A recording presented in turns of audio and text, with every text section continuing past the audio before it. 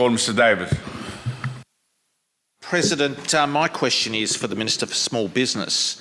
The Chapel Street Precinct Association has said today only 50% of hospitality businesses will be able to open their doors tomorrow due to the strict caps on density. They have said it's an absolute pipe dream to think the majority of our businesses will just be able to transition to outdoor dining.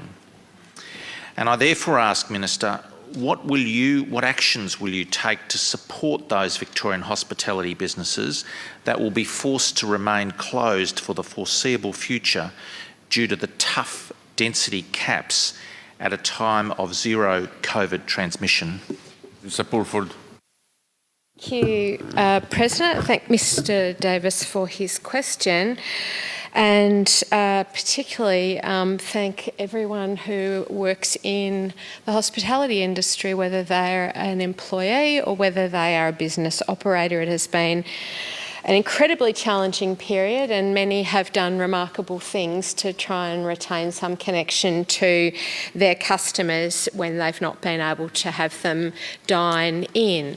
And so I think it was an enormous feeling of relief that was felt by the hospitality industry across Melbourne when the Premier announced that they'll be able to prepare from yesterday afternoon and through today and open for seated patronage from midnight tonight.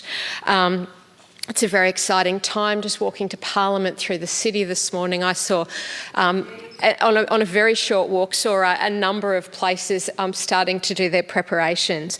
Now, not every business will choose to immediately open on Wednesday. There'll be some that will take a number of days to prepare, and it's worth noting that a quarter of the state's hospitality industry have been operating with these rules now for the best part of a month, and I think that provides a really helpful guide for many in Melbourne about things like table turn, things like COVID-safe plans, and indeed things like booking arrangements and the like.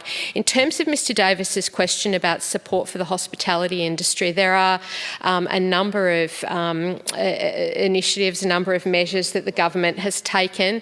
Some I'm responsible for administering, some Minister Pakula is responsible for administering, and I'm happy to undertake to provide the Chapel Street traders with further information on that, though I imagine most of them probably are well aware of what's available.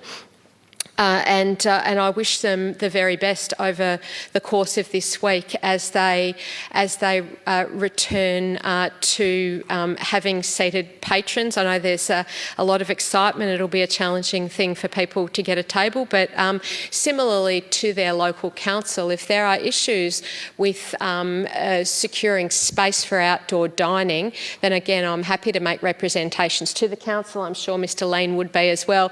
Again, on my sort of very short walk and stroll through what is the city of Melbourne, not that municipality.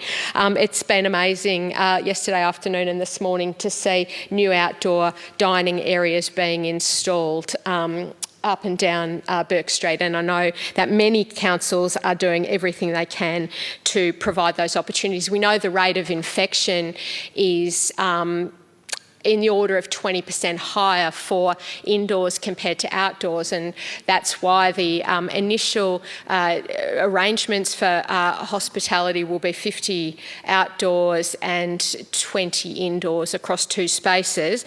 But regional Victoria is now operating at 70 outdoors and at 4 lots of 10 in different spaces, and I think that provides probably a very useful signpost to people in the hospitality industry in Melbourne about how, if the next few weeks goes as we all hope and as we plan, that they will be able to look forward to an increase in trade. Many businesses have also continued their takeaway and other trade as well. Mr Davis on the supplementary. Minister, I thank you for your answer, and I notice you've indicated you will provide further information to the Chapel Street Precinct Association, but I wonder if you would go one further. Will you meet with the Chapel Street Precinct Association and the Australian Restaurant and Catering Association to better inform yourself of the ongoing challenges confronting hospitality businesses, that some who don't have access to outdoor dining or sufficient outdoor dining space, and to assist them to comply with the harsh density caps? Minister.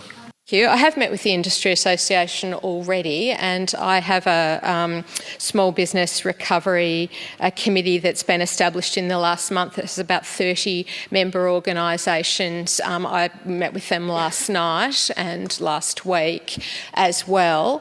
Mr Davis comes in here on a pretty regular basis and asks me to meet with people, and on all the other occasions I've said yes, yet he never actually then follows up to arrange the meeting or to provide the details of the people. So maybe this time he will. Of course, I'm happy to meet with the Chapel Street Traders Association. I'm sure, and I would also encourage them, if they've not yet, to apply for our local traders grants program as well.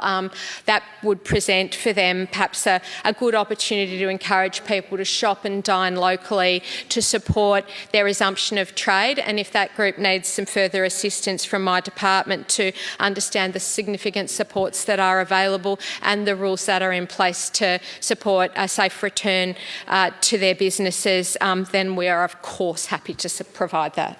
Thank you, Dr.